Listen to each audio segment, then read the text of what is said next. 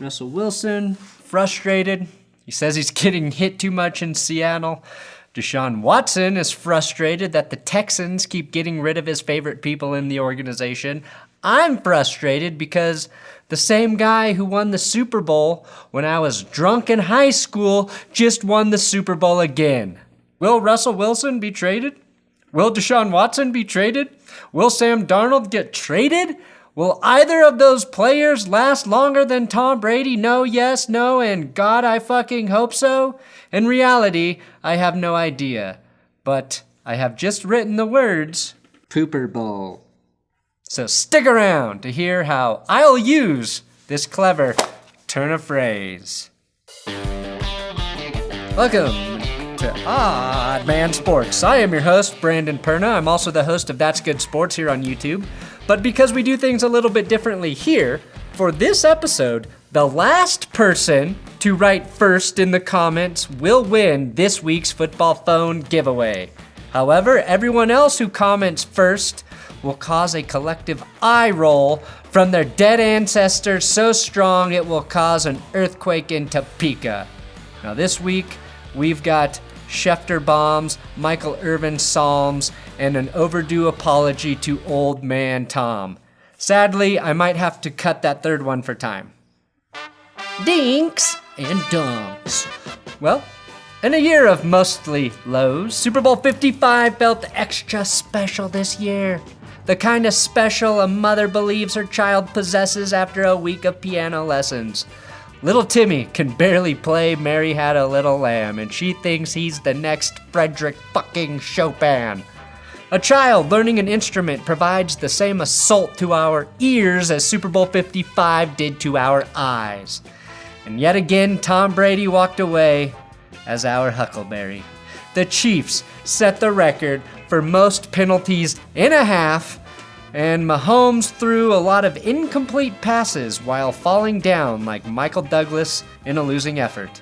And after the game, everyone was like, "Patrick, you did such a great job. Those were the best incomplete passes I've ever seen." You know, if I got that much credit for my misses, this show would probably be on HBO. And personally speaking, I could hardly contain my excitement as 43-year-old Tom Brady won his 7th ring, cementing his place as the greatest 43-year-old quarterback ever. And the greatest of all Toms, GOAT. Now, I'm not saying Tom is old, but his teammate wore a t-shirt with a photo of Combine Brady on it, which was a throwback to the same bit done at Super Bowl I. I actually came across this Brady t-shirt item in Business Insider. That's Good Investments launches next month, by the way. And I just wanted to shout out the former intern doing the Lord's work with their photo caption describing the Combine photo. In the photo, a then 22-year-old Brady with bangs askew poses topless while wearing nothing but a pair of baby blue shorts. Now, my favorite Super Bowl related moment actually came a couple days before the game when Chiefs center Daniel Kilgore, who found out mid-haircut that his barber tested positive for COVID, tweeted this. That's solid. That's a solid tweet. And that was followed by an Adam Schefter quote tweet, tweeting this. "What a half a haircut looks like from the man himself. Outstanding." Thank you. Thank you, Captain Shefty Obvious. Because if there's one thing that makes jokes funnier, it's explaining them. Something I noticed Adam Schefter actually does a lot. For example, this tweet from 2012. "It looks like this golfer is kissing a glass penis, but it's actually a trophy that's shaped like a penis, which is why it's funny." Speaking of glass penis, Tom Brady won his 5th Super Bowl MVP. And at some point, we might as well rename this award to the MVQB, since 9 of the last 12 Super Bowl MVPs have been the winning quarterback. I'm actually okay with this, I guess. You think turnout is bad at Disney World now? Just imagine the crowds for the Mickey-Levante David parade. After the game, in which the Chiefs failed to find the end zone, Houston's owner, Cal McNair, was like, "See, Deshaun? I told you Eric Bieniemy wasn't worth a 15-minute Zoom call. I told you, Deshaun." Now the cherry on top of this year's Pooper Bowl, told you I made a note of that, was Patrick Mahomes' fiance and the sideline antics queen Brittany Matthews presented, blasting ESPN for this fourth quarter tweet, responding, "Cool, ESPN. Love the support of a major sports platform for one of the best players in the league. Corny." Now, Brittany Matthews is the first ride or die girl who everyone was like, "Ride or die? With you?" Die. Yeah, definitely die. I would seek death. Money Talks! Welcome to Money Talks. Nothing different here than our normal segment. We are proud to present our first big contest winner, John. We had $5,000 at stake, right, Kenny? Yep, $5,000 on the Bucks, plus 3.5. On the Bucks, plus 3.5. And John won that money through the random sweepstakes contest entering extravaganza that we did here on the game day. And John, I am going to give you your money $1 at a time on a different live stream. Are you okay with that? Of course, I appreciate it, man. I appreciate all you guys are doing for me. What are you going to do with the money? This is it's like $5,000 for you. That's free for you to do whatever you want. Do you have a plan for it? Yeah, just gonna put it away for my wedding next year. I would invest it in something that might be like a more long-term plan, like a car, down payment on a car. Cars last forever. PS5. I think you can still get those for less than $5,000 on Amazon or eBay. Wedding, that's going to cost more than $5,000, and then it's going to cost a lot of money after. So, thanks for joining us, John. Thanks a lot for having me. Appreciate you being our first paid actor to have pretended to win through our contests that are definitely legit. And hopefully, we'll get you back on here with another winning not scam. And finally, we're in the odd man out. Today's focus, shitty headlines. Something I know a thing or two about. Here's how you don't write a headline for an obituary.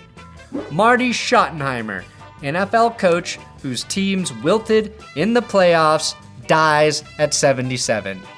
Ah yes, one of the winningest coaches in NFL history passes away after a long battle with Alzheimer's, and your first instinct is to bring up the fact that his teams couldn't stop John Elway and Tom Brady in the playoffs? Meanwhile, here's how they honored the leader of ISIS, calling him an astute religious scholar. It seems like in death, they want to tear down the most celebrated people and build up the ones we despise. So it got me thinking about how the Washington Post would headline obituaries for other popular figures when they end up passing. Jared Fogle, weight loss advocate and sandwich enthusiast, passes away in the comfort of his own cell. Ozzy Osbourne, bat murderer, boards the crazy train to hell. Kim Jong-un, passionate NBA fan, friend of Dennis Rodman, dies in military accident. Tom Hanks, father of Chet Hanks, passes away at age 91. Bill Cosby, beloved TV dad, loses battle with old age. Dana Carvey, master of disguise actor in Uber Eats commercial, dead at 95. I think you get my point. Right when a good person dies is not the time to bring up their shortcomings. And when an evil person dies, it's not the time to try and humanize them.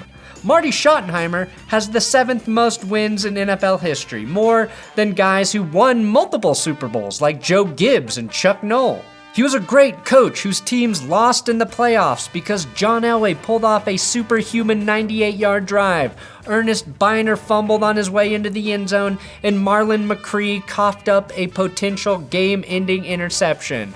Of course, you can mention that his teams came up short of the Super Bowl, but maybe, I don't know, wait until the third or fourth paragraph after you mention all the things he did well. I just hope when I eventually leave this world, which may or may not happen, I'm not remembered for all of the things I was never able to do, which may or may not include swimming the English Channel, curing cancer, pleasing a woman, and like Marty Schottenheimer winning the Super Bowl. Also, wait until the third paragraph before mentioning that I shit my pants in not one but two Denny's, once at age 7 and once at age 22. Now, speaking of legendary coaches, we were paid a visit by one during the Super Bowl. No, not Andy Reid or Bill Belichick, for that matter, or Bruce Arians now. We were visited by Vince Lombardi, who died a full 50 years ago. Thanks to the unholy trend where we disrupt people's rest with hologram technology, we got one last pregame speech from the Super Bowl trophy's namesake. Because it's not whether we get knocked down, but whether we get back up. Now, I'm pretty sure they got permission from the Lombardi estate, or more likely they traded his likeness to get his grandson Joe Lombardi a job as the OC for the Chargers. But Vince will never be able to consent to this. Neither will Robert Kardashian, who Kanye West resurrected for Kim's most recent birthday party.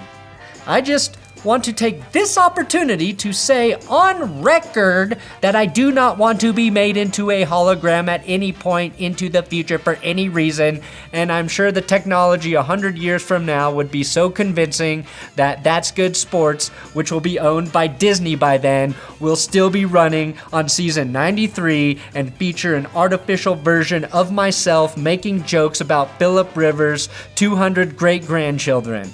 And of course, hologram Tom Brady playing in another Super Bowl. A chilling vision of things to come. All right, that's it for today. And that's it for the NFL season. See you guys next week when I start pretending to understand all of the other sports. Quidditch? I'm gonna figure you out.